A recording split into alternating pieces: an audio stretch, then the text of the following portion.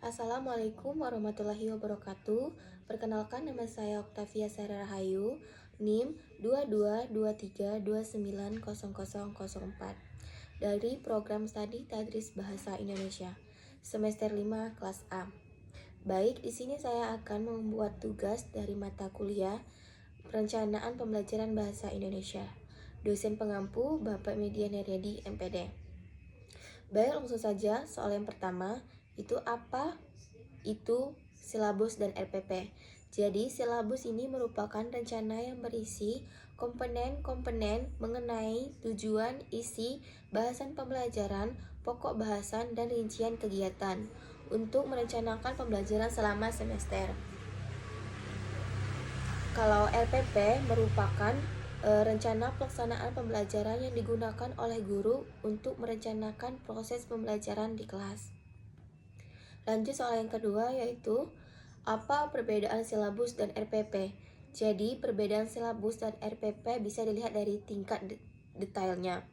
Kalau silabus itu lebih umum dan ringkas, kalau RPP lebih detail dan operasional. Bedanya dilihat dari segi fungsi. Silabus berfungsi sebagai panduan umum untuk merencanakan pembelajaran selama semester.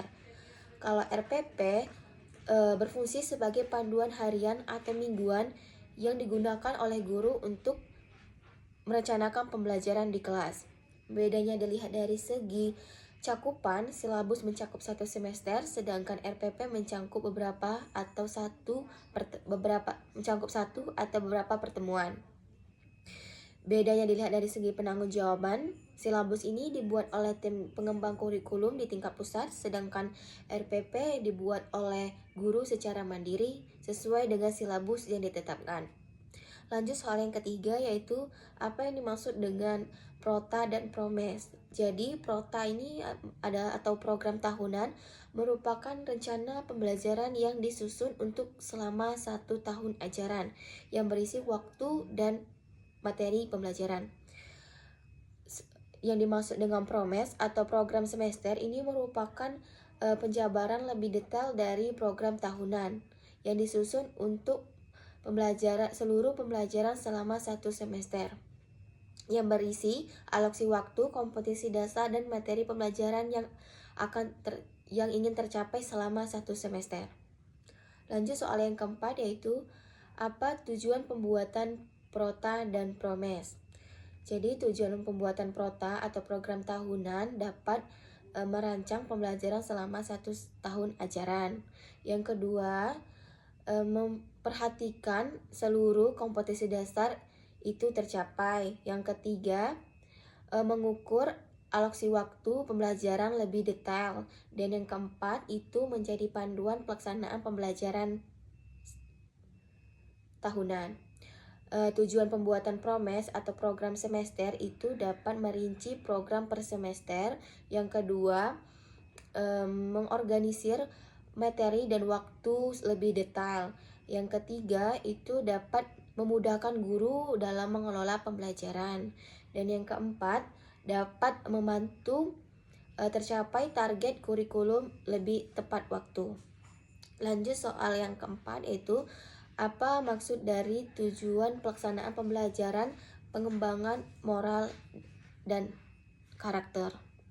Jadi maksud pembelajaran pengembangan moral dan karakter ini merupakan pembelajaran yang bertujuan untuk membentuk kepribadian atau perilaku peserta didik sesuai dengan nilai-nilai moral dan etika yang berlaku. Contohnya dalam kegiatan kebiasaan, siswa bersalaman dengan gurunya saat masuk sekolah. Bisa juga dengan membuang sampah pada tempatnya. Lanjut soal yang bagian yang keduanya, maksud dari tujuan pelaksanaan pembelajaran kontekstual.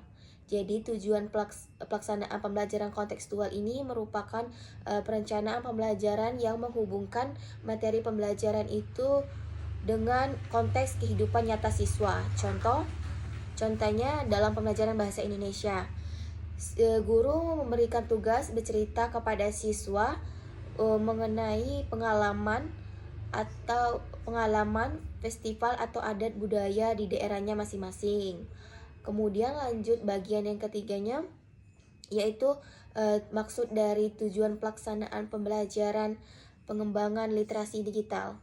Jadi maksud dari pengembangan literasi digital ini merupakan pembelajaran yang bertujuan untuk meningkatkan kemampuan siswa dalam teknologi, media, dan alat-alat komunikasi secara efektif dan bertanggung jawab. Contohnya dalam penggunaan web atau internet, siswa dapat membuat PPT atau PowerPoint dari Canva.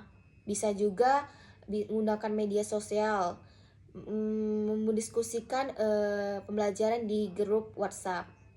Baik, itulah materi yang saya sampaikan. Saya akhiri. Wassalamualaikum warahmatullahi wabarakatuh.